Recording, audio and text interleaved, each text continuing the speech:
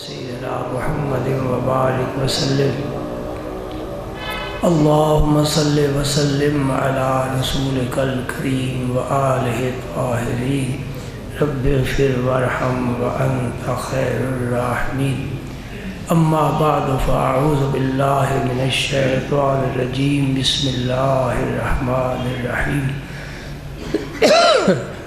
إن الله وملائكته يصلون على النبي يا أيها الذين آمنوا صلوا عليه وسلموا تسليما اللهم صل وسلم على رسولك الكريم وآله الطاهرين رب اغفر وارحم وأنت خير الراحمين اللهم صل وسلم على رسولك الكريم وآله الطاهرين رب اغفر وارحم وأنت خير الراحمين اللهم صل وسلم على رسولك الكريم وآله الطاهرين رب اغفر وارحم وأنت خير الراحمين۔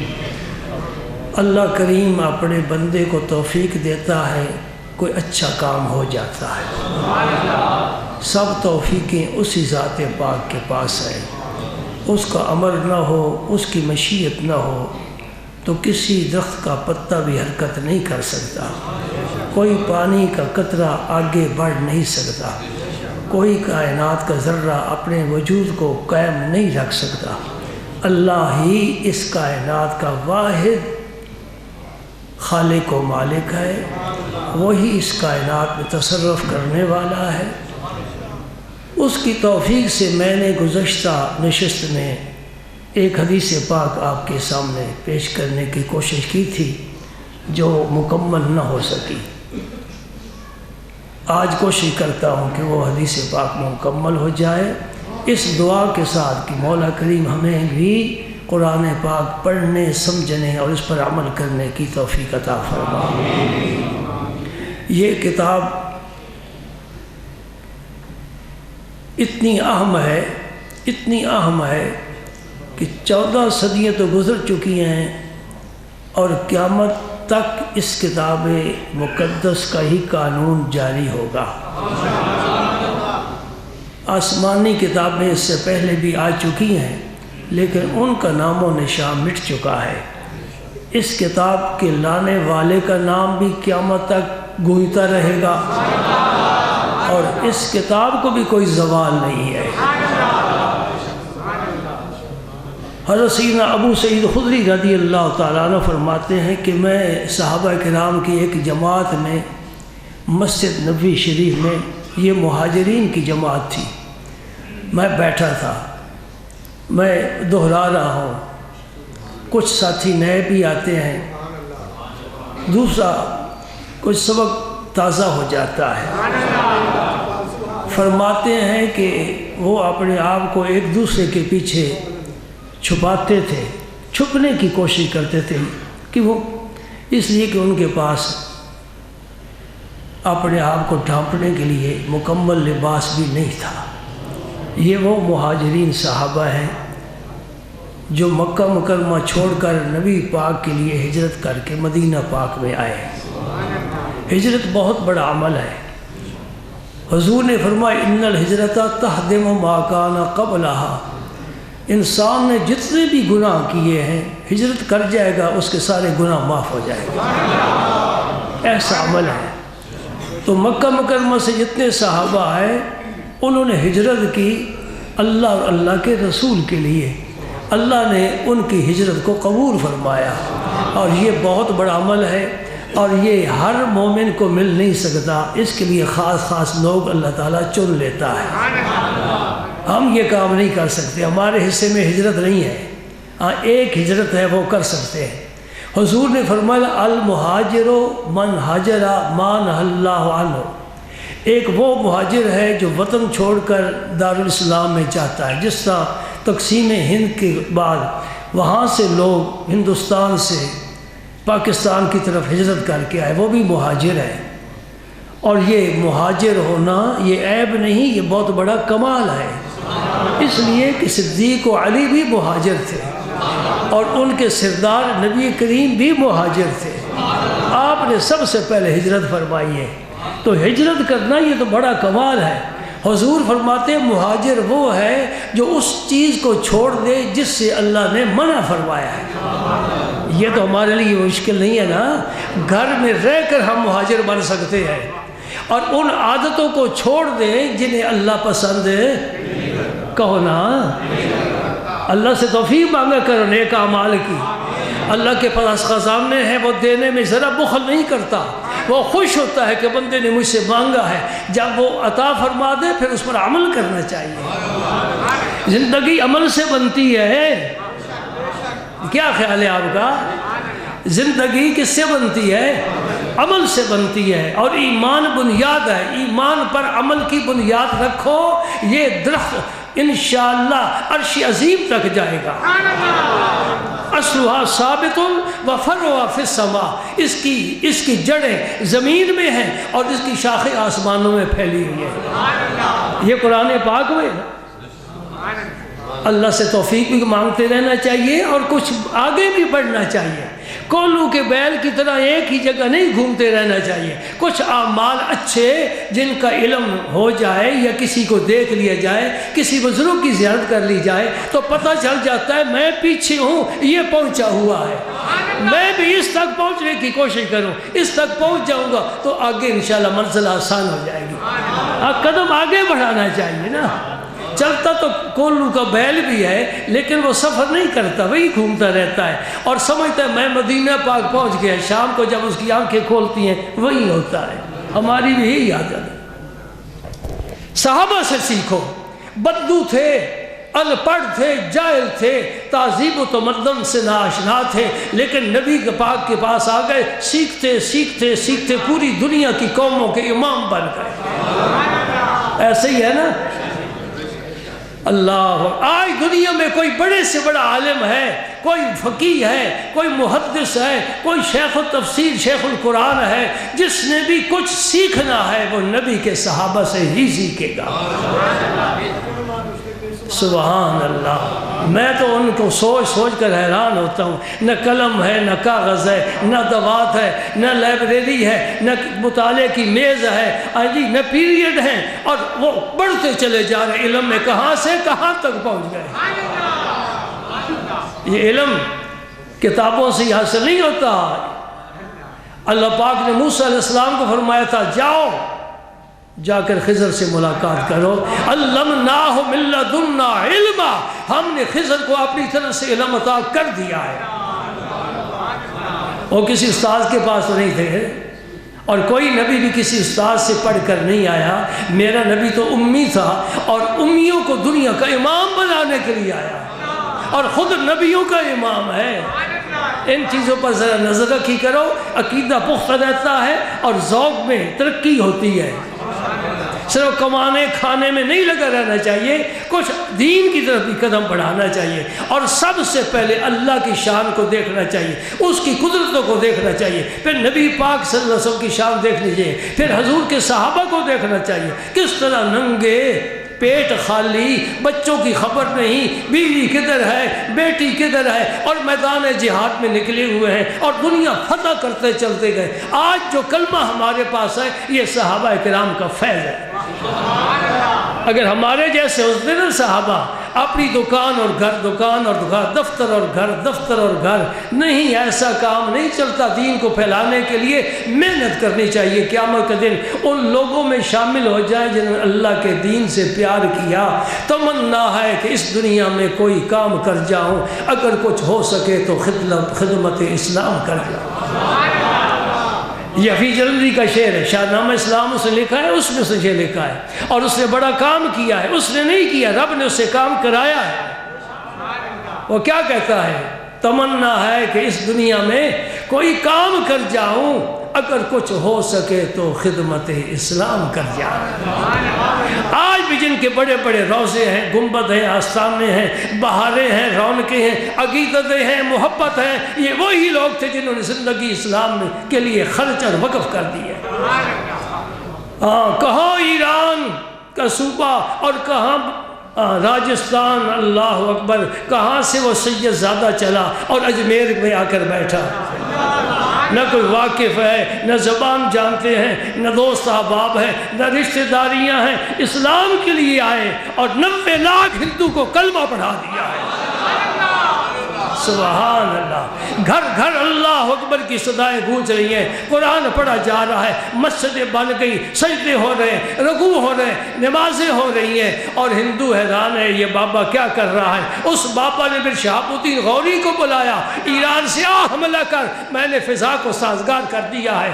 اور پتہ ہے پھر شہاب الدین غوری نے فتح پائی، اور جب اس نے پوچھا بھئی یہاں کوئی بزرگ بھی ہیں، پہلے بادشاہ بزرگوں کی زیارت سے تسکین پاتے ہیں، کہا کہ یہاں ایک بزرگ ہے، کہا مجھے زیارت کراؤ۔ جب زیارت کے لیے آیا، چہرہ مبارک دیکھا، خواجہ غریب اللہ کہتا ہے ہمیاس جس نے خواب میں مجھے کہا ہے وہ یہی ہے۔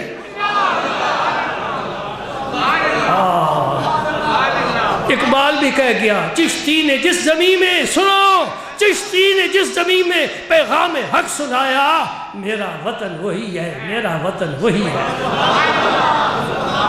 معذرت سے کہوں گا، سارے سلسلے سردار ہیں، سب سلسلوں والے ہماری آنکھوں کا نور ہے، نور علی نور ہے، لیکن چشتیوں کا جھنڈا ہند میں گڑا ہے، تو پھر آگے سارے بزرگ۔ نقش بندی اپنے مقام پر بڑا کام کر گئے، مجدد صاحب کی مثال نہیں ملتی، سور وردی، قادری، سارے سلسلے، لیکن پہلا نمبر چشتیوں کا ہے۔ ماننا پڑے گا، چشتی نے جس زمین میں پیغام حق سنایا، میرا وطن وہی ہے، میرا وطن وہی ہے۔ انشاءاللہ یاد رکھو، اس ملک کے 2 ٹکڑے ہوئے، ایک ہندوستان کہلاتا ہے، ایک پاکستان کہلاتا ہے۔ ایک کسی چیز پر بھی چھری چل جائے نا تو 2 ٹکڑے کر دیتی ہے۔ چھری کا کیا کام ہے؟ ایک کے 2 کرنا۔ ایک عشق کی بھی تلوار ہے، جس پر عشق کی تلوار چڑھ جائے وہ 2 کا 1 بنا دیتی ہے۔ یہ 2 ہوئے، انشاءاللہ کوئی عاشق اٹھے گا اس سرزمین سے، کوئی اٹھے گا اور ان 2 کو 1 بنا کر چھوڑے گا، اور تیرے لال قلعے پر جھنڈا کون سا لہرائے گا؟ سبز ہلالی جھنڈا انشاءاللہ لہرائے گا۔ وقت آئے گا، ہم نہیں، ہماری اولاد آنے والی نسلیں دیکھے گی، پورے ہندوستان میں، پورے خطے میں انشاءاللہ۔ آج بھی خیر گوئی تو رہا ہے میرے نبی کا نام، کہاں سے کہاں تک۔ جو چائنا جاتے ہیں وہ کہتے ہیں وہاں بھی مسجدیں بنی ہیں، چین میں بھی میرے نبی کا جھنڈا، جاپان میں بھی، امریکہ میں بھی، جہاں چلے جاؤ میرے رسول پاک کے غلام ملیں گے انشاءاللہ۔ اور ان کا بڑا کمال ہے، میں نے دیکھا ہے انگلینڈ میں جا کر، کسی کا مکان ہے کہ نہیں، انہوں نے کہا مسجد پہلے بناؤ۔ اپنا مکان ہے یا نہیں، مسجد پہلے بناؤ، مسجدیں بن گئی، علماء کو بلواؤ۔ اب تو وہاں بالکل پاکستان والا منظر نظر آتا ہے، قمیص سلوار میں پھرتے ہیں اور بچوں نے پرکے اور سکاف لیے ہوئے ہیں، وہاں ادارے قائم ہو گئے اور دین پڑھایا اور سکھایا جا رہا ہے، اور مسجدوں میں ماشاءاللہ بڑی اچھی رونق ہوتی ہے، سفید داڑھیوں والے آگے بیٹھے ہوئے، بڑی بڑی مسجدیں مرکز بن گئے۔ انشاءاللہ اگر تو بیدار ہو جائے نا تو پھر باہر آئے گی۔ تو یہ ابتدا تھی کہ اتنی دھوتی کہ پکڑ کر بیٹھے ہیں، کشف عورت نہ ہو جائے، اتنا کپڑا، ہماری طرح کپڑا نہیں، اور ایک دوسرے کے پیچھے بیٹھتے ہیں۔ یہ پچھلے جو میں بیان کیا نا، آگے چلیے۔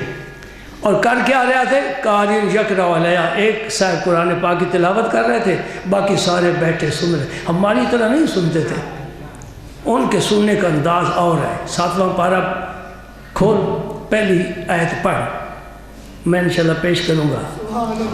اللہ وَإِذَا سَمِعُوا مَا أُنزِلَ إِلَى الرَّسُولِ تَرَىٰ أَعْيُنَهُمْ تَفِيضُ مِنَ الدَّمْعِ مِمَّا عَرَفُوا مِنَ الْحَقِّ۔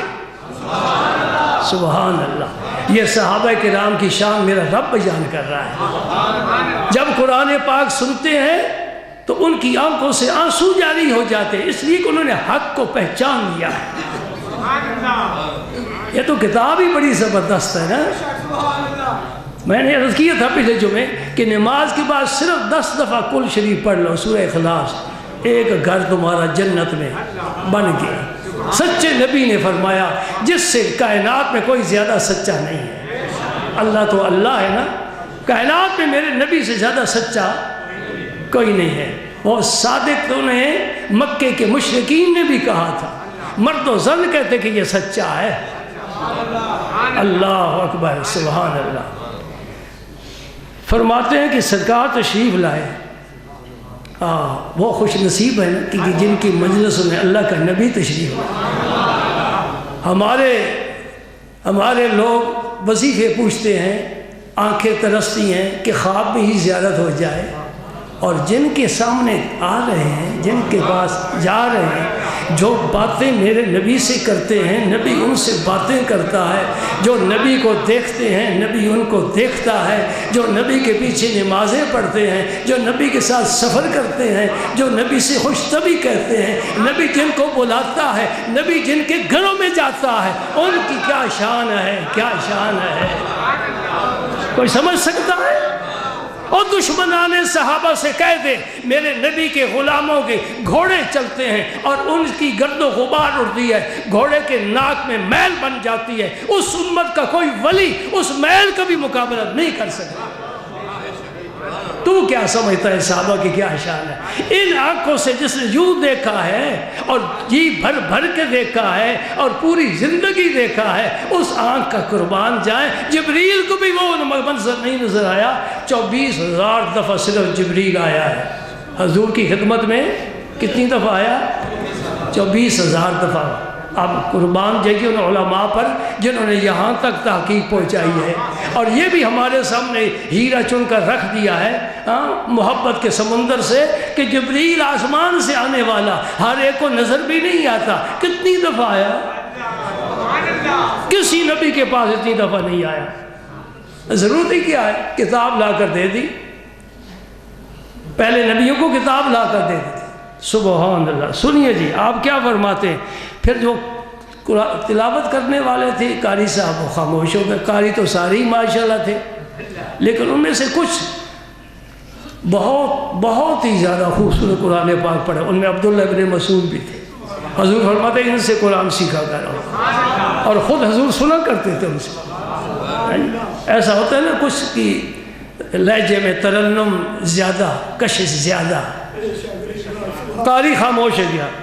نبی پاک صلی اللہ علیہ وسلم فرمایا ما کنتم تسمعون، کیا کر رہے تھے تم؟ عرض کر یا رسول اللہ قرآن پاک سن رہے تھے، یہاں تک میں گزشتہ جمعے بیان کر چکا ہوں۔ اب یہ سننے کے بعد حضور نے فرمایا الحمدللہ الذی جعل فی امتی من امرت ان اصبر وجوہہم نفسی معہم۔ اس کا کیا معنی ہے؟ اللہ کا شکر ہے، اللہ کا شکر ہے کہ جس نے میری امت میں سے ایسے لوگ پیدا کیے کہ مجھے رب نے حکم دیا ہے کہ میرے پیارے ان کے پاس بیٹھا کر۔ سبحان اللہ۔ یہ ہے صحابہ کی جماعت۔ اپنا ایمان خراب نہ کر۔ ایک ولی سے عداوت ہو تو خاتمہ ایمان پر نہیں ہوتا۔ جو سب صحابہ سے عداوت کرنے والا ہے وہ کب ایمان لے کر جائے گا؟ وہ تو بے ایمان جائے گا دنیا سے۔ اللہ اکبر۔ مجھے رب نے حکم دیا ہے جن لوگوں کے پاس بیٹھنے کا، وہ تمہاری جماعت ہے۔ وہ کون سی ہے؟ وَاصْبِرْ نَفْسَكَ مَعَ الَّذِينَ يَدْعُونَ رَبَّهُمْ بِالْغَدَاةِ وَالْعَشِيِّ يُرِيدُونَ وَجْهَهُ۔ اے میرے حبیب ان لوگوں کے پاس بیٹھا کرو جو اپنے رب کو پکارتے ہیں رات دن، عبادت کرتے ہیں، نمازیں پڑھتے ہیں، سجدے کرتے ہیں، ان کے پاس بیٹھا کرو، اور صرف اللہ کی رضا وہ چاہتے ہیں، بس ان کی اور کوئی خواہش نہیں، کوئی ڈیمانڈ نہیں۔ بعض لوگ وظیفے پڑھتے ہیں نا وہ دنیا کے لیے چلے کاٹتے ہیں، پھر لوگوں کی آمد و رفت شروع ہو جاتی ہے۔ اس ظالم کی سمجھ یہ بات یہ نہیں آئی کہ خالق کی طرف رجوع کرنا چاہیے یا مخلوق کی طرف رجوع کرنا چاہیے۔ یادون ربهم بالغداۃ والعشی۔ نبی کریم صلی اللہ علیہ وسلم وہاں بیٹھ گئے اور درمیان میں بیٹھے تاکہ سب کو برابر فیض ملے۔ میرے نبی نے ہر جگہ ہی عدل فرمایا ہے، ہر جگہ عدل فرمایا ہے، اس سے بڑا عدل کوئی نہیں ہو سکتا۔ عمر عدل میں مشہور ہے، یہ نبی کے عدل کا فیض ہے۔ درمیان میں بیٹھ گئے اور فرمایا، ہاتھ کے ساتھ اشارہ کیا کہ حلقہ بنا لو، میرے چاروں طرف حلقہ، گول حلقہ بنا لو۔ یہ جو اپنی صوفی حلقہ بنا کر ذکر کرتے ہیں اس کی اصل یہ ہے۔ سب نے حلقہ بنا لیا۔ پھر آپ نے فرمایا، اے مہاجرین کے غریب لوگوں، اب تجھے پتہ چل جائے گا کہ دولت جیت جاتی ہے یا غربت جیت جاتی ہے۔ اور دولت کے انبار لگا رہے ہو، نبی غریبوں کو سینے سے لگا رہا ہے۔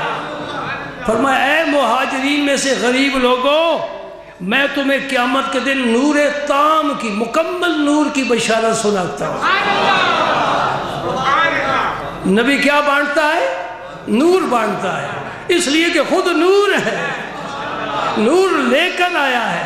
قرآن نور ہے، ایمان نور ہے، اسلام نور ہے، نبی نور ہے، اس کا پیغام نور ہے۔ جہاں جہاں پیغام جاتا ہے ظلمتیں ختم ہو جاتی ہے، جہاں میرے نبی کا اسم پاک جاتا ہے اندھیرے ختم ہو جاتے ہیں، جہاں اللہ کا اسم پاک گونجتا ہے تاریکیاں ختم ہو جاتی ہیں۔ فرمایا، اے مہاجرین کے غریب لوگوں، جن کے پاس کپڑا بھی نہیں ہے، کھانے کے لیے کیا ہوگا، وہ حضور کے لنگر کا انتظار کرتے تھے اور دیکھتے تھے کہ نبی پاک کب ہمیں بلاتے ہیں۔ فرمایا، میں تمہیں قیامت کے دن، یہاں تمہارا نور پردے میں آئے، قیامت کے دن پردے اٹھ جائیں گے اور شہود، غیب شہود ایک ہو جائے گا۔ میں قیامت کے دن تمہیں نور تام کی بشارت سناتا ہوں۔ نور تام، پورا نور، پہلی کا چاند پورا نہیں، تیسری کا، 10ویں کا، 13، 14 کا چاند مکمل، اسے بدر کہتے ہیں۔ سبحان اللہ۔ فرمایا، قیامت کے دن تمہیں نور ملے گا۔ تدخلون الجنت قبل اغنیاء الناس بنصف یوم۔ فرمایا کہ امیر لوگوں، مالدار لوگوں، غنی لوگوں سے تم 500 سال پہلے جنت میں جاؤ۔ اس لیے کہ وہ تو رجسٹر اٹھا کر حساب دیتے پھرتے ہوں گے اور تمہارے پاس ہے ہی کیا۔ ہم ایک دفعہ انڈیا گئے نا، تو میرے پاس ایک بڑی کیس تھا، بس اس میں 2 کپڑے سوٹ تھے، بس کچھ بھی نہیں تھا۔ تو پھر آپ پتہ نا بارڈر پر بڑی تلاشی ہوتی ہے۔ میرے ساتھ جو ساتھی تھے شاید ان میں 2 بیٹھے بھی ہیں انہیں یاد ہوگا، ان کے پاس ٹھیک ٹھاک سامان تھا۔ تو میں نے جب کھولا تو اس نے کہا، چلو چلو تم چلو۔ اللہ اکبر۔ مجھے اس دن یہ بات بڑی پسند آئی، نہ کہ جس کا تھوڑا ہے وہ جلدی جائے گا، جس کا زیادہ ہے حساب دیتا پھرے گا۔ اگر تھوڑا لت سویرے آ، تھوڑا لت سویرے آ۔ کوئی فیکٹری نہیں، کوئی کارخانہ نہیں، کوئی زمینیں نہیں، کسی چیز کا حساب نہیں، بس یہ کپڑے ہیں، یہ بھی اتار لیں گے، ہم خالی ہاتھ آئے تھے، خالی ہاتھ جائیں۔ سن لو دوستو، میرے پاس جو کچھ بھی ہے میں نے درس کے نام وقف کیا ہوا ہے، کوئی کسی کا میری اولاد میں سے مالک نہیں ہے۔ کوئی گاڑی ہے وہ بھی، جو کچھ نقدی ہوگی تھوڑی بہت وہ بھی، جو لباس ہے وہ بھی طالب علموں میں تقسیم کر دیا جائے گا۔ میرا کچھ بھی نہیں، بس میرے لیے دعا کرتے رہنا، اللہ تجھے آخرت تیری بہتر فرما دے۔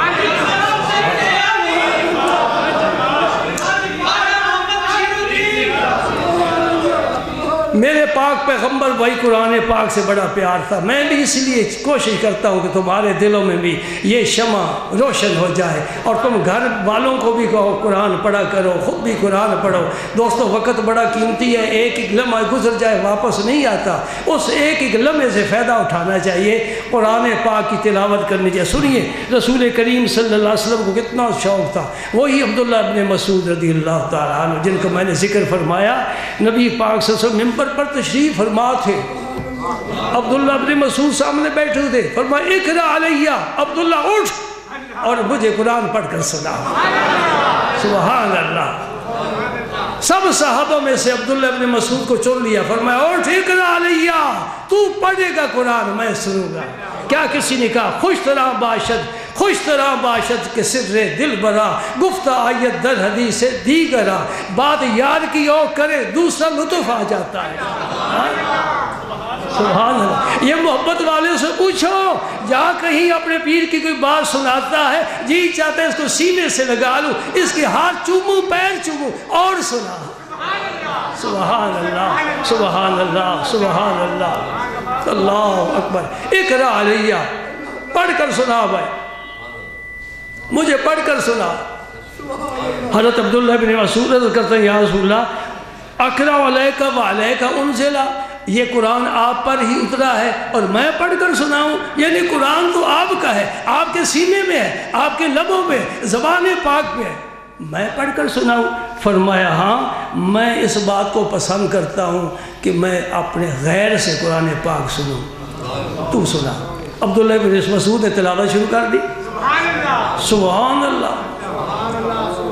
تلاوت کرتے کرتے یہ سورہ نساء کی آیت ہے. جب اس آیت پر پہنچے نا, فَكَيْفَ إِذَا جِئْنَا مِن كُلِّ أُمَّةٍ بِشَهِيدٍ وَجِئْنَا بِكَ عَلَىٰ هَٰؤُلَاءِ شَهِيدًا. یہ قیامت کا ایک منظر ہے, ساری امتیں جمع ہوں گی, سارے نبی جمع ہوں گے. اللہ فرماتا ہے ذرا اس منظر کو دیکھنا. اِذَا جِئْنَا مِن كُلِّ أُمَّةٍ بِشَهِيدٍ, امتوں کو گواہی کے لیے, نبیوں کو گواہی کے لیے بلایا جائے گا. سرکار کو یقیناً اپنی امت یاد آئی کہ کیا جواب دے گی. حضور کی مبارک آنکھوں سے آنسو جاری اور اشارہ فرمایا بس کافی ہے, سن لیا. ذوق پیدا ہو گیا, ذوق پیدا ہو گیا. اللہ اکبر. دوسری حدیث پاک حضرت فرماتے ہیں کہ حضور نے ابی ابن کعب, یہ بیکاریوں کے سردار تھے حضور کے صحابی, ابی ابن کعب بہت پیارا قرآن پاک پڑھا کرتے. ابی ابن کعب سے فرمایا, وہاں تو حضور نے صحابی سے فرمایا نا کہ تو مجھے سنا. یہاں حدیث پاک ہے ان اللہ امرنی ان اقرا علیک القرآن, اے ابی ابن کعب میرے رب نے مجھے حکم دیا ہے کہ میں تجھے قرآن پاک پڑھ کر سناؤں. وہاں صحابی سے سنا ہے, یہاں صحابی کو سنانا ہے. تو گویا نبی کی مجلس میں یہ قرآن سننے سنانے کی بات تھی. اے اللہ سب میں یہ ذوق پیدا فرما دے. کیا دعا میں اے اللہ سب میں یہ ذوق پیدا فرما دے. ہمارے ٹی وی بند ہو جائیں, تباہ و برباد ہو جائیں, اس کی جگہ قرآن پاک رکھا جائے, پھر میں سمجھوں گا میری تبلیغ کامیاب ہے. جی اگر گھر جا کر وہی کرتوت کرنے ہیں تو پھر میرا مغز کھپانے کا کوئی فائدہ نہیں. ابی ابن کعب سے فرمایا, بڑی مزیدار حدیث ہے, یہ مسلم شریف کی حدیث ہے. فرمایا مجھے ہاں میں تجھے قرآن پاک, ان اللہ امرنی ان اقرا علیک القرآن, میرے رب نے مجھے حکم دیا ہے کہ ابی ابن کعب کو قرآن پڑھ کر سناؤ. قالا اللہ سمانی, یا رسول اللہ اللہ نے میرا نام لیا ہے. مزے کی بات ہے, بڑا لطف آ گیا, ذوق پیدا ہو گیا. ابی ابن کعب پر کیا کیفیت آری ہوئی, میرے نبی کیا اللہ نے میرا نام لے کر فرمایا ہے. کیا کہا مرزا غالب نے, ذکر میرا مجھ سے بہتر ہے کہ اس محفل میں ہو. کہاں میرا اللہ, کہاں میں, وہ بلندیوں والا میں پستیوں میں, وہ باقی میں فانی, وہ لا زوال میں زوال پذیر. اے اللہ تو نے میرا نام لیا ہے. سبحان اللہ. حضور نے فرمایا ہاں اللہ نے تیرا نام لیا. پھر پوچھتے ہیں وقت ذکر تو عند رب العالمین, میرا رب العالمین کے پاس ذکر کیا گیا ہے.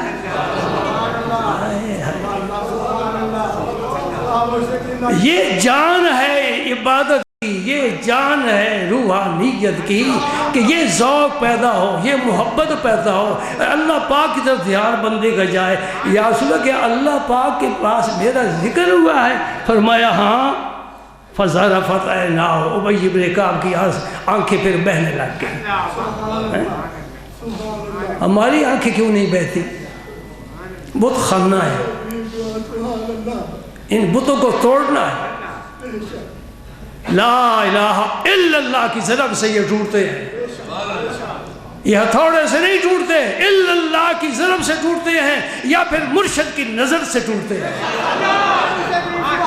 دل کی صفائی ہو جاتی ہے۔ قد افلح من تزکا، وہ کامیاب ہوا جو ستھرا ہوا۔ تزکا کے لیے فعل چاہیے، مزکی چاہیے، پاک کرنے والا، صاف کرنے والا، اندر کی میل دھونے والا، کچیل اتارنے والا، یہ مرشد کا کام ہے۔ لیکن کپڑا دھوبی کو نہ دیں تو ستھرا نہیں ہوتا، رنگ ریز کو نہ دیں وہ رنگا نہیں جا سکتا۔ یہ کام تو پھر کرنا چاہیے نا۔ ہاں یہ کر گئے، امیر خسرو کر گئے، سبحان اللہ، آنکھوں سے آنسو جاری ہو گئے، سبحان اللہ۔ تو دونوں حدیثوں سے کیا نتیجہ نکلا؟ کبھی قرآن پڑھ کر سناؤ، کبھی کسی سے پڑھو۔ قاری صاحب ذرا دو چار آیتیں سنا دو، ذوق پیدا ہو جائے۔ دوستو میرے پاک پیغمبر صلی اللہ علیہ وسلم نے فرمایا جس طرح لوہے کو پانی لگ جائے نا تو پھر زنگ لگ جاتا ہے، پھر لوہا آہستہ آہستہ کمزور ہوتا چلا جاتا ہے، زنگ کھاتا جاتا ہے، حتیٰ کہ لوہا پھر ختم ہو جاتا ہے۔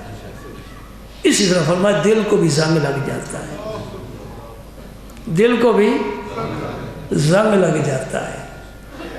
کچھ باتیں بھول جاتے ہو، کچھ یاد رکھتے ہو، فائدے کی بات ہے۔ اب اس کا کیا علاج؟ کوئی دنیا کا ڈاکٹر اس دل کے زنگ کو نہیں دور کر سکتا۔ افلاطون، جالینوس، سقراط، بقراط کے پاس، ابو علی سینا کے پاس کوئی نسخہ نہیں ہے کہ دل کو زنگ لگ جائے۔ صحابہ کرام نے عرض کیا یا رسول اللہ وہ کیسے دور ہوتا ہے؟ وہ مدینہ پاک کا شفا خانہ، ہر مرض کا علاج ہے، جس مقدس سرزمین کا خاک کا ذرہ بھی شفا ہے۔ سبحان اللہ۔ حضور نے فرمایا دو چیزوں سے یاد رکھنے والی ہیں، دو چیزوں سے دل کا زنگ دور ہوتا ہے۔ کثرت و ذکر الموت، موت کو زیادہ یاد کرے، قبر کو یاد کرے۔ کثرت و ذکر الموت، موت کا زیادہ ذکر کرے۔ وتلاوت القرآن، اور قرآن پاک کی تلاوت کرے، دل کا زنگ دور ہو جائے گا، آئینے کی طرح چمکنے لگ جائے گا۔ دل صاف ہو تو جلوہ گاہ یار کیوں نہ ہو، آئینہ ہو تو قابل دیدار کیوں نہ ہو۔ اس آئینے کو ہم نہیں رکھتے جو شکل نہ دکھائے، کئی بار پھینک دو، اس کا رنگ سارا اڑ گیا، یہ شکل ہی نہیں دکھاتا، اس میں کچھ نظر ہی نہیں آتا۔ اللہ بھی اس دل کو نہیں پسند کرتا جس سے یار کے جلوے نظر آتے، وہی دل پسند کرتا ہے۔ شکار مردہ سزاوار شہباز نہیں، جو شکار مردہ ہو شہباز وہ نہیں پسند کرتا۔ زندہ زندہ زندہ دل، زندہ دل، زندگی زندہ دلی کا نام ہے، مردہ دل خاک دیا کرتے ہیں۔ اللہ اکبر، اللہ اکبر، سبحان اللہ۔ تو دیکھا اس حدیث پاک میں کہ حضرت رسالت مآب صلی اللہ علیہ وسلم کے آنسو جاری ہو گئے۔ یہاں اس حدیث پاک میں دیکھا آپ نے حضرت ابی بن کعب کے آنسو جاری ہو گئے۔ اور قرآن پاک کی آیت آپ سنی، وَإِذَا سَمِعُوا مَا أُنزِلَ إِلَى الرَّسُولِ تَرَىٰ أَعْيُنَهُمْ تَفِيضُ مِنَ الدَّمْعِ مِمَّا عَرَفُوا مِنَ الْحَقِّ، ان کی آنکھوں سے، صحابہ کرام کی آنکھوں سے آنسو جاری ہو جاتے تھے۔ دوستو آنسو آنکھ سے، بندے کی آنکھ سے تو جاری ہوتے ہیں۔ میں نے پرسوں اخبار منگوایا اور میں نے دیکھا اس روزنامے کہ ہر حرف سے یا لہو ٹپک رہا ہے یا آنسو ٹپک رہے ہیں، اور میرے بھی آنسو نکل آئے۔ یارو اتنا بھی کبھی ظلم ہوا ہے کہ معصوم بچوں پر اتنا تشدد اور اتنا ظلم کیا، ان کی کتابیں بکھری ہوئی آج پوچھتی ہیں ظالموں مجھے کس جرم میں ذبح کر رہے ہو، کیوں مار رہے ہو، میرا قصور کیا ہے، میں نے غلطی کیا ہے۔ اور وہ دیواریں جن پر گولیوں کے نشان ہیں وہ سوال کرتی ہیں مجھے ہمیں کیوں میرے بچوں کو مارا ہے۔ اللہ اکبر اللہ اکبر، یہ ظلم اس دھرتی پر، پھر رب کا حلم دیکھو، ساری دنیا کو سلامت بھی رکھا ہوا ہے۔ ہم سب، آپ میرے ساتھ ہیں، ہم ان کی اس کردار، عمل اور فعل اور جرم پر لعنت بھیجتے ہیں، صرف نفرت نہیں کرتے، لعنت بھیجتے ہیں۔ رب بھی لعنت بھیجتا ہے، وَمَن يَقْتُلْ مُؤْمِنًا مُتَعَمِّدًا فَجَزَاؤُهُ جَهَنَّمُ خَالِدًا فِيهَا۔ اللہ اکبر، رب فرماتا ہے ایک مومن کو بغیر قصور کے جو قتل کرے گا وہ ہمیشہ ہمیشہ کے لیے دوزخ میں رہے گا۔ 3 وجہ ہیں، چوتھی کوئی وجہ نہیں مومن کو قتل کرنے کی۔ پہلی وجہ یہ ہے کہ وہ اپنا دین چھوڑ کر مرتد ہو جائے، بے دین ہو جائے، اس کو قتل کر دو۔ شادی شدہ ہے، زنا کر بیٹھے، سنسار کر دو، یا کسی کو قتل کیا ہے تو قصاص میں اس کو قتل کر۔ چوتھی کوئی صورت نہیں۔ یہی عثمان غنی نے اپنے محاصرین کو کہا تھا کہ چوتھی یہ 3 وجہ ان میں سے کوئی وجہ میرے اندر نہیں ہے کہ مجھے تو شہید کرو۔ اللہ اکبر۔ دوستو کدھر جائیں؟ کوئی پناہ والی جگہ ہے؟ رب کے قہر اور عذاب سے۔ اور لمبی لمبی داڑھیوں سے مسلمان نہیں ہوتا، یہ بھی بات یاد رکھو۔ لیکن مسلمان کے لیے داڑھی ضروری ہے، لیکن داڑھی سے مسلمان نہیں ہوتا۔ مسلمان کس طرح بنتا ہے؟ میرے رسول اللہ نے فرمایا المسلم من سلم المسلمون من لسانہ و یدہ۔ مسلمان وہ ہے جس کی زبان سے بھی مسلمان محفوظ رہے، جس کے ہاتھ سے بھی مسلمان محفوظ رہے، وہ مسلمان ہے۔ یعنی ہمارا دین امن کا دین ہے، یہ محبت۔ ہاں سنو مسلمان کی بات، حضور کے ایک صحابی ہیں حضرت خبیب رضی اللہ تعالیٰ عنہ، ان کو مکے کے کافروں نے دھوکہ دے کر گرفتار کر لیا تھا۔ ان کے باقی ساتھی کو شہید ہو گئے، یہ پہاڑی پر تھے، انہوں نے تیر اندازی کی، ان کا ہم وعدہ کرتے ہیں تم نیچے اتر آؤ، ہم تمہیں کچھ نہیں کہیں گے۔ یہ اتر آئے، انہوں نے ان کے بازو ہاتھ پاؤں باندھ دیے اور لے گئے مکہ مکرمہ۔ ان کا ایک خون کا پیاسا تھا، وہ اپنے باپ کا انتقام لینا تھا، حارث اس کا نام تھا، جس سے آپ نے بدر کے میدان میں واصل جہنم کیا تھا، حضرت خبیب نے۔ انہوں نے کہا کہ یہ اب شکار ہمارے ہاتھ آ گیا ہے، ہم اپنے باپ کا قصاص اور بدلہ لیں گے، انتقام لیں گے۔ حضرت خبیب کو گھر میں باندھ کر رکھ دیا۔ میں ایک مسلمان کی بتا رہا ہوں، پکا مسلمان یہ ہے حضرت خبیب۔ اب ان کے گھر میں اور پورے مکہ میں خبر پھیل گئی کہ خبیب پکڑا گیا ہے اور اب اس کی سولی پر چڑھایا جائے گا، اور سارا مکہ موجود ہوگا، دیکھیں گے اپنی آنکھوں سے کہ حارث کا انتقام کس طرح لے رہے اہل مکہ۔ تو ان کے پابا زنجیر ان کے گھر میں پڑا ہوا۔ اس گھر کی خاتون کا واقعہ ہے، وہ بتاتی ہے کہ میں نے خبیب کی 2 باتیں بڑی عجیب دیکھی ہیں۔ اب وہ ہے تو کافرہ، مسلمان نہیں ہے، لیکن ایک مسلمان کی 2 باتیں اسے بہت بھلی لگی، عجیب لگی، اسے کبھی ایسا دیکھا سنا ہی نہیں ہے۔ پہلی بات کہتی ہے کہ مکہ مکرمہ میں انگور ہم نے کبھی دیکھے نہیں تھے، اور وہ گوشت انگوروں کا کھا رہا تھا۔ اللہ نے غیب سے رزق بھیجی، نہ کوئی آنے والا نہ کوئی جانے والا، گھر میں ہم ہیں، ہم نے نہیں دیکھا، تو یہ انگور اس کے پاس سے کہاں ہے؟ وہ انگور کھا رہے تھے۔ یہ جنت سے رزق رب بھیجتا ہے اپنے دوستوں کے لیے، صرف حضرت مریم کے لیے نہیں، صرف حضرت مریم کے لیے، جو بھی رب کا دوست بن جائے اللہ پاک اسے جنت سے رزق عطا۔ دوسری بات سنو، فرماتے اس نے ایک دن ہم سے اس طرح مانگا کہ میں خط بنانا چاہتا ہوں، مجھے اس طرح دے، ہم نے اس طرح دے دیا۔ میں اپنے کام میں مصروف ہو گئی، میرا بچہ چھوٹا معصوم وہ لڑکتا لڑکتا آہستہ آہستہ اس کے پاس چلا گیا، اس نے اس کو اٹھا کر اپنی گود میں بٹھا لیا۔ میں نے جب دیکھا تو میری چیخ نکل گئی، ایک بچہ چھوٹا ہے اس طرح اس کے پاس ہے، اور اسے پتہ ہے کل میں نے سولی پر چڑھ جانا ہے، تو یہ دیر نہیں کرے گا، میرے بیٹے کے حلق پر چلا دے گا۔ میں کانپ گئی، لرز گئی، چیخ نکل گئی، میں دوڑی۔ حضرت خبیب کہتے ہیں ٹھہر جا خاتون ٹھہر جا، میرے نبی نے بچوں کو قتل کرنے سے منع فرمایا ہے، تیرا بچہ میری گود میں بھی محفوظ ہے، خنجر کے نیچے بھی محفوظ ہے، میرا اس طرح اس پر نہیں چل سکتا، میں اس کی حفاظت کروں گا، میرے نبی نے ہمیں درس یہ دیا ہے۔ اب پتہ چلا کہ داڑھیوں والا مسلمان ہے کہ نبی کا غلام کون بنتا ہے۔ یہ ہے مسلمان، یہ ہے مسلمان۔ میرے نبی نے فرمایا دشمن کی سرزمین پر جائے میرا لشکر اسلام، ان کے پھلدار درختوں کو بھی نہ کاٹا جائے، اگر فصل تیار ہے اس کو بھی نہ کاٹا جائے، اور تیری تلوار کسی عورت پر نہ اٹھے، کسی بوڑھے پر نہ اٹھے، کسی بچے پر نہ اٹھے، یہ محمد رسول اللہ فرما رہے ہیں۔ اور میں منبر پر بیٹھ کر حدیث پاک ہاتھ میں رکھ کر پورے وثوق سے کہتا ہوں کہ وہ دہشت گرد بے ایمان تھے، لعنتی تھے، مردود تھے، جنہوں نے بچوں کا قتل عام کیا ہے، کوئی بھی ان میں سے مسلمان نہیں ہو سکا۔ ان کا اگر کلمہ پڑھتے ہیں کسی کام کا کلمہ نہیں ہے۔ بڑا ہی حادثہ ہوا ہے، بڑا ہی حادثہ ہوا ہے۔ ہم کیا کر سکتے ہیں، کیا کر آنسو بہا سکتے ہیں، اللہ کی جناب میں فریاد کر سکتے ہیں، مولا کریم ظالموں کے ظلم سے بچا، شر پسندوں کے شر سے بچا۔ اے اللہ یہ دہشت گرد یہ مسلمان نہیں ہے، داڑیاں رکھنے والے، پیشانیوں پر سجدے کے نشان، سر کون نے، یہ حضور نے حدیث میں بشارتیں سب سنائی ہیں نا۔ اللہ اکبر، اللہ لمبی لمبی نمازیں پڑھیں گے، تو سمجھے گا میری نماز ان کے مقابلے میں کوئی حیثیت ہی نہیں رکھتی۔ قرآن پڑھیں گے لیکن قرآن حلق سے نیچے نہیں جائے گا، تین سے اس طرح نکل جائیں گے جیسا تیر شکار سے نکل جاتا ہے، اس پر کچھ بھی اثر نہیں ہوتا۔ یہ نبی پاک نے ان کی مثال ہے۔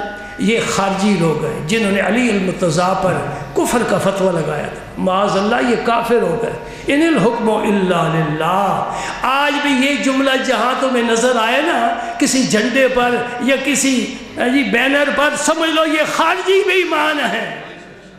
ان الحکم الا للہ، یہ فکرہ تو قرآن پاک کا ہے، لیکن کلمۃ حق ارید بہا الباطل، یہ حق کا کلمہ ہے لیکن اس سے مراد باطل لی گئی ہے کہ حکم کوئی اور نہیں ہو سکتا، اللہ ہی حکم ہے۔ حالانکہ رب نے فرمایا میاں بیوی کے درمیان اختلاف ہو جائے فَبَعْثُوا حَكَمًا مِّنْ أَهْلِهِ وَحَكَمًا مِّنْ أَهْلِهَا، ایک حکم بنا کر مرد کی طرف سے بھیجو، ایک بیوی کی طرف سے بھیجو، تاکہ ان کی باتیں سن کر صلح کی کوئی صورت پیدا ہو جائے۔ انہوں نے کہا حضرت علی المرتضیٰ نے حکم بنایا ہے، حکم بنانے کی وجہ سے یہ دائرہ اسلام سے خارج ہو جائے، جس کے متعلق نبی نے فرمایا انا مدینۃ العلم وعلی بابها، میں علم کا شہر ہوں، علی اس کا دروازہ ہے۔ جس کے متعلق میرے نبی نے فرمایا غدیر خم کے موقع پر علی المرتضیٰ کا ہاتھ لے کر حضور کھڑے ہو گئے صحابہ کے مجمع میں، فرمایا من کنت مولا ہو فعلی مولا ہو، کائنات میں سے جس کا میں مولا ہوں علی بھی اس کا مولا ہے۔ اور حضور ساری کائنات کے مولا ہیں، علی کو ساری کائنات کا مولا بنا دیا ہے۔ ایک دن ہاتھ پکڑ لیا، فرمایا علی کیا تو اس بات سے خوش نہیں ہوتا کہ جنت میں تیرا گھر میرے گھر کے سامنے ہو؟ آنسو آگے علی المرتضیٰ کے کہ میرے نبی نے مجھے کہاں سے کہاں پہنچا دیا، کس گود سے اٹھایا کہاں پہنچا دیا کہ جنت میں آپ مجھے یہاں بشارت دے رہے ہیں کہ جنت میں تیرا گھر میرے گھر کے سامنے ہو۔ دوستو آج کی اس ساری گفتگو کا محاصل صرف دو جملے ہیں۔ پہلا جملہ زیادہ قرآن پاک کی تلاوت کیا کرو، دوسرا جملہ دعائیں ذوق و شوق سے مانگا کرو، لمبی لمبی دعائیں سر سجدے میں رکھ کر درود پاک پڑھ کر اللہ کی رحمت کو اپیل کریں، مولا کریم اس کائنات میں ہمارا کوئی نہیں بس تو ہی ہے۔ مسکینوں کے ہاتھ پکڑ لے، دستگیری فرما لے، ظالموں کے ظلم سے بچا لے۔ کتنے گھروں میں صف ماتم بچھ گئی، ہر آنکھ اشک بار ہے، ہر دل بے قرار ہے، اور ہر روز نامہ اس کی زبان پر داستان رنج و علم ہے۔ اے اللہ یہ ظلم کی چکی کب تک چلتی رہے گی؟ ہمیں بھی نیک اعمال کی توفیق عطا فرما، اپنا خوف عطا فرما، اپنے نبی کے راستے پر چلا۔ میرا پاک پیغمبر تو سنو نماز صبح کی آپ پڑھ رہے ہیں، بیویاں پیچھے نماز پڑھتی تھی، حضور قرأت بڑی لمبی اور طویل قرأت فرمایا کرتے تھے۔ اگر کسی بچے کی جو گھروں میں چھوڑ کر بیویاں آئی ہیں کسی بچے کی رونے کی آواز آتی نا تو حضور اپنی نماز کو مختصر فرما دیتے، نماز کو مختصر فرما دے۔ اس لیے ممکن ہے جو بھی میرے پیچھے نماز پڑھی اس کا بچہ ہو، وہ پریشان ہو رہا ہے، میں نماز کو ختم کر دیتا ہوں، جلدی جائے اپنے بچے کو جا کر سوائے۔ میرا نبی تو اتنی سی بات بھی برداشت ہے۔ ہاں، جب حضور رات کو گھر تشریف لے جاتے تھے نا، اللہ پاک ہمیں بھی یہ ہدایت عطا فرمائے، گھر جاؤ تو السلام علیکم کہا کرو، برکت ہوتی ہے گھر میں۔ اور بیویوں کو، گھر والوں کو عادی بناؤ کہ جب میں سلام کہوں تو وعلیکم السلام کہہ کر جواب دیا کرو۔ السلام اللہ کا اسم مبارک ہے، دونوں طرف سے اللہ کے اسم کا ذکر ہو رہا ہے، سلامتی کی دعا ہو رہی ہے۔ حضور جب رات کو دیر سے گھر تشریف لے جایا کرتے تھے، روایات میں آتا ہے کہ حضور اتنی آواز سے سلام فرماتے تھے کہ جاگتا سن لے، سویا جاگ نہ جائے۔ جاگتا سن لے، جواب دے لے، اور جو سوئے ہوئے ہیں میری آواز سے اس کی نیند میں خلل نہ آئے، وہ سویا رہے۔ قربان جائے، ہمارے دین کی کتنی محبت والی باتیں ہیں، پیار والی باتیں ہیں۔ وآخر دعوانا الحمدللہ رب العالمین۔